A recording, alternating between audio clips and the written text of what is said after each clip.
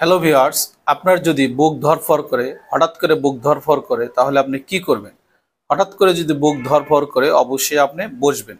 বসার পরে দেখবেন, যদি আপনার পালসটা আপনি কাউন্ট করতে পারেন, তাহলে দেখবেন যে আপনার পালস রেট কত আছে এবং সেটা নিয়মিত না অনিয়মিত।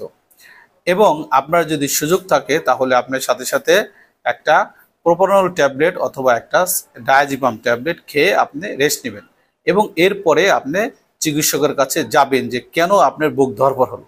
এবার আসি যে বুক ধড়ফড় হওয়ার জন্য কি কারণ থাকতে পারে। বুক ধড়ফড় হওয়ার জন্য কিছু কারণ আছে, যেমন ধরুন আপনার রক্তশূন্যতা আছে, তাহলে রক্তশূন্যতা যত কারণেই হোক আপনার কিন্তু বুক ধড়ফড় অবশ্যই করবে। এরপর হচ্ছে আপনার হার্টে ভালভের সমস্যা আছে, বিশেষ করে অ্যাওর্টিক ভালভ, যদি অ্যাওর্টিক রিগার্জিটেশন হয় আপনার বুক ধড়ফড় হতে পারে। আপনার যদি মাইট্রাল ভালভের সমস্যা হয় আপনার কিন্তু বুক ধড়ফড় হতে পারে। এরপর আছে থাইরয়েডের সমস্যা, থাইরয়েড হরমোনের পরিমাণ যদি বেড়ে যায় সেটাকে বলা হয় থাইরোটক্সিকোসিস। এই থাইরোটক্সিকোসিসের কারণে কিন্তু আপনার বুক ধড়ফড় হতে পারে। এরপর আসি হচ্ছে ওষুধ। আপনি যদি কোনো ওষুধ খান, বিশেষ করে আপনার অ্যাজমা বা অ্যালার্জির ওষুধ আছে, সেই ওষুধ খেলে বুক ধড়ফড় করতে পারে। এরপর হচ্ছে দেখা গেল যে প্রেগনেন্সি একটা স্বাভাবিক ফিজিওলজিক্যাল কন্ডিশন, এক্ষেত্রেও বুক ধড়ফড় হতে পারে।